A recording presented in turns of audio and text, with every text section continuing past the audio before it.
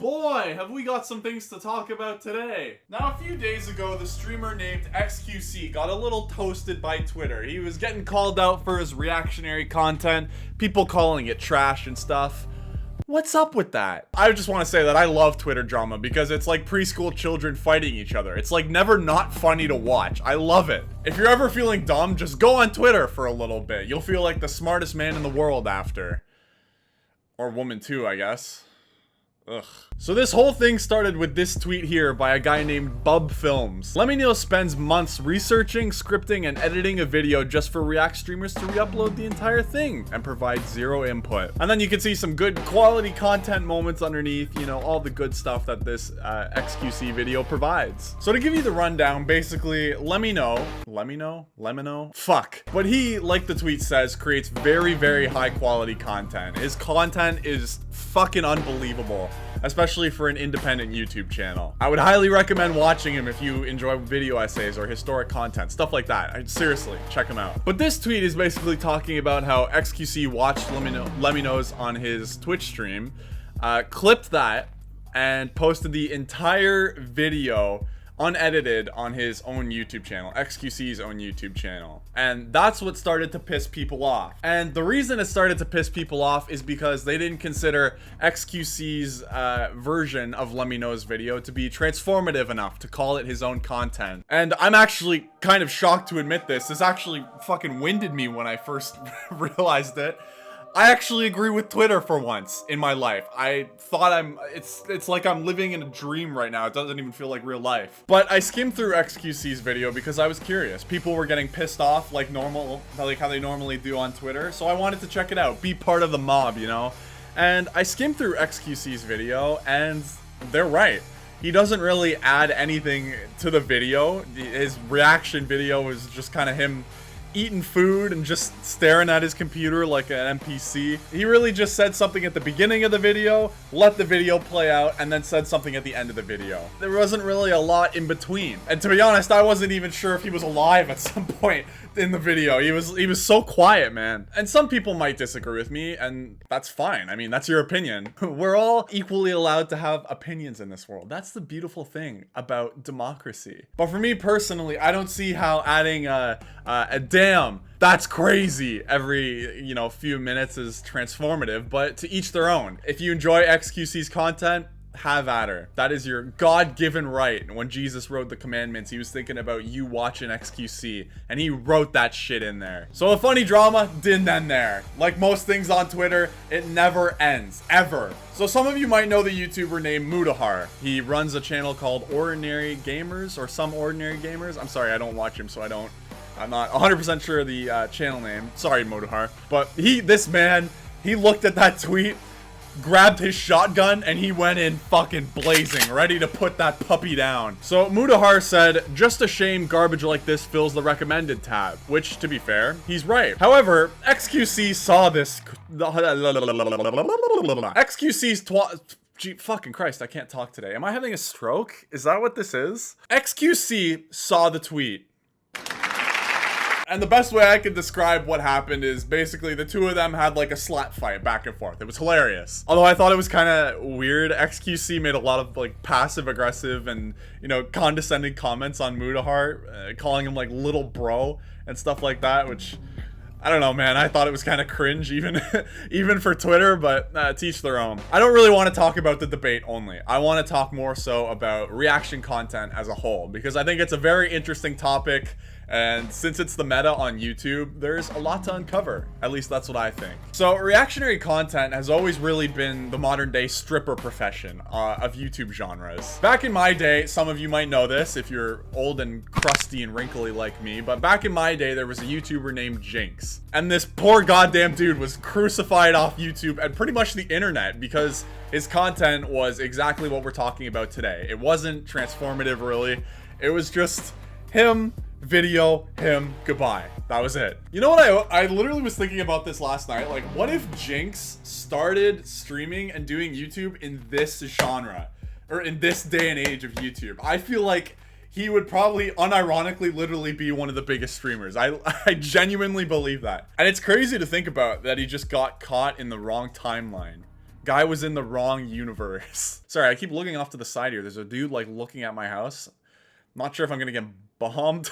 Oh, he looked away. Okay, never mind. We're good. I think when it comes down to reactionary content, there is a very, very, very, very fine line between what makes it okay and what makes it not okay. And I feel like with most things in the YouTube sphere, it's subjective. A lot of people have different values. A lot of people believe different things. It's not really written on what specifically makes content transformative. And that's the difficult part, and that's why we always have problems with this every once in a while. From my angle, I look at it where I think if you're watching something on stream, you're streaming yourself watching something, you get up and leave to do something else mid-stream, and you just leave the video playing, I think that's a big no-no. I think you should get your shit kicked in for doing something like that, because it's, you might as well just be broadcasting full Family Guy episodes on Twitch. There's more or less no different if you look at it from a copyright perspective, or I guess transformative perspective. It's really no different. However, I also think if you're watching a video and just staying silent throughout the entire video, not really adding anything at all other than like a few phrases or just like laughs, like that, I think that's equally as bad. I think that's also no bueno. So I'm hoping you kind of see what I mean by I really do think the line is it's very thin, but it's very subjective. People believe different things. That's what makes it so goddamn difficult. But I think where the content starts to become more acceptable is with YouTubers like, say, Moist Critical. Moist Critical is kind of what I would call on the good side of reactionary content. He does react to full videos, but he also kind of cuts them up. He always adds his thoughts. He makes funny jokes. Sometimes he laughs. And I just really think that's kind of where reactionary content should start. It's on the good side of the line, and that's what makes it okay. Another YouTuber that I think is the perfect example of the best kind of reactionary streamer, content creator that you can be is Asmongold. This dude will turn a 9-minute video into a 50-minute video. And he does that just by adding his insights, listening to chat, talking to chat. He does anything like that. And you know what? The video comes to him as a regular video, and it leaves him as this fully packaged essay. You know what he thinks about the video. You know what he thinks about everything relating to that topic. And I think that's really the perfect type of reactionary content. And I think that's what every React streamer should strive to be, Asmongold.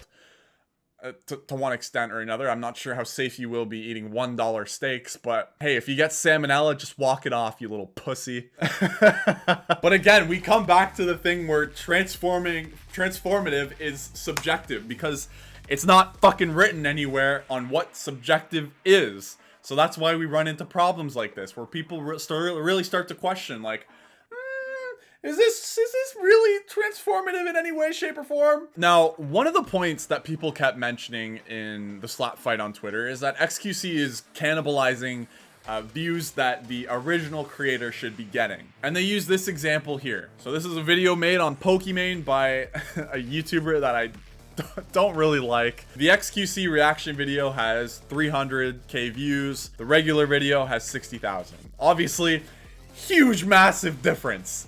That's like comparing a 4'11", 12-year-old boy to a 6'9", 70-year-old man. The two aren't comparable. And the idea behind cannibalizing views is that basically they're saying people won't rewatch the content on the channel that made the video. They will only watch the content on the React streamer, and that won't contribute at all to the original creator's bank account. They don't get the views, they don't get the ad revenue, some of that sweet money. They don't get that. And that's where people sort of have a problem. And this is where I personally could go either side, because I understand points from both sides. Yes, I totally agree that logic totally makes sense, that the original viewer won't get the views that the React creator gets. They won't get any of that money. There's nothing in between them. However, this is where my opinion starts to sway, because ultimately at the end of the day, I think it comes down to reach. Now I want to preface this by saying that I don't do YouTube for a living. I might have a huge subscriber base, but I don't do YouTube for a living. So please bear with me here. XQC is a huge beefy streamer. Anything that boy posts, boy, he's older than me, man posts, He will get hundreds of thousands of views. No problem. No question about it. Someone like him will reach audiences that someone with 40,000 subscribers will never ever dream of reaching. And that's unfortunately just the nature of YouTube. That video might reach those views years and years down the line, but obviously that's not something that we'll know for sure. So that's kind of where the issue sways back and forth is, you know, this video could get all those millions or hundreds of thousands of views that the React channel is getting for that video. But at the same time, it might not ever take off, and it might just sit in the channel's page and die a cruel, terrible, fiery death in hell. And I know this from experience, because I have posted videos, different channel sizes, same video, very, very, very different outcome. So I do think it's possible that some React content could provide more good than bad for some channels, and it could do the complete opposite. It's really just a case-by-case basis. And I think it really just depends on the channel size, and I think that's exactly what happened with the channel called Makeup Kitty. I'm assuming it's Makeup Kitty. I'm from the film industry. I think MU automatically stands for makeup for me, but whatever. And of course, you have to remember that this is a case-by-case basis. Not all the dicks are the same size around here in these parts. Now, this is where I go the other way. In the case of the Lemino video, where the video that started this Twitter beef, this dude has 5 million subscribers. He has that reach, and I believe he's losing viewers from that React content. And I believe each time his video gets reacted to on these React channels, he loses out on these views, because that type of content isn't something you watch on a React channel and then you watch it again on Lemino's channel, for example. That's not something you would typically do. At least if someone does that, they're a unicorn, because I sure as hell wouldn't do that if I was a stream viewer. And the constant argument that a lot of these React streamers go to is saying things like their videos give exposure to the original creators. And to be honest, in some cases, they might be right. They might boost a creator's numbers by tenfold. So I saw an example of this on a YouTube channel named Gunner TV, and basically what happened is Moist Critical streamed himself reacting to Gunner TV's content with his permission, of course.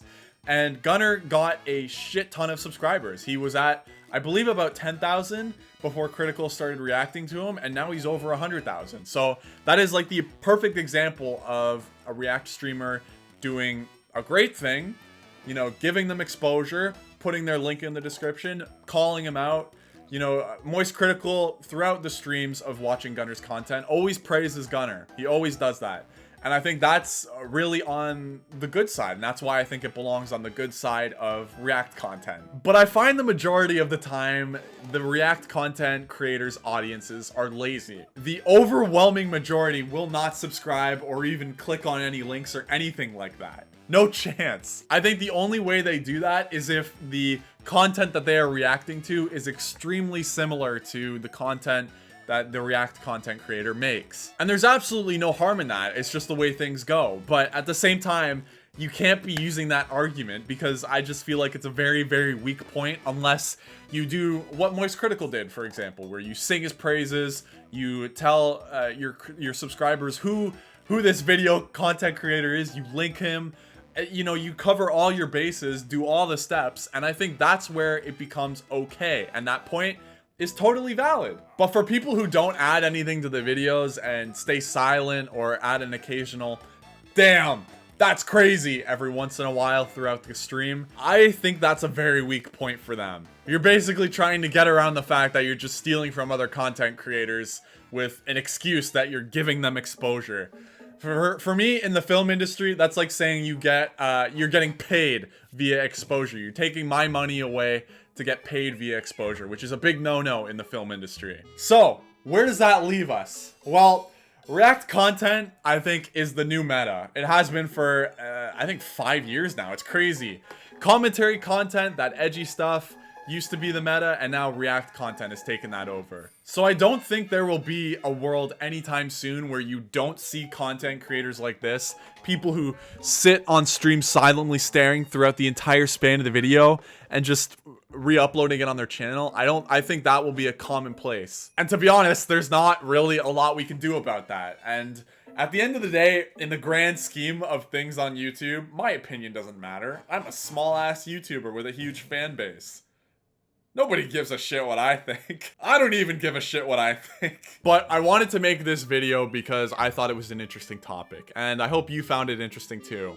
And before I end the video, I just want to say that if I was Makeup Kitty's video editor, I would immediately kill myself.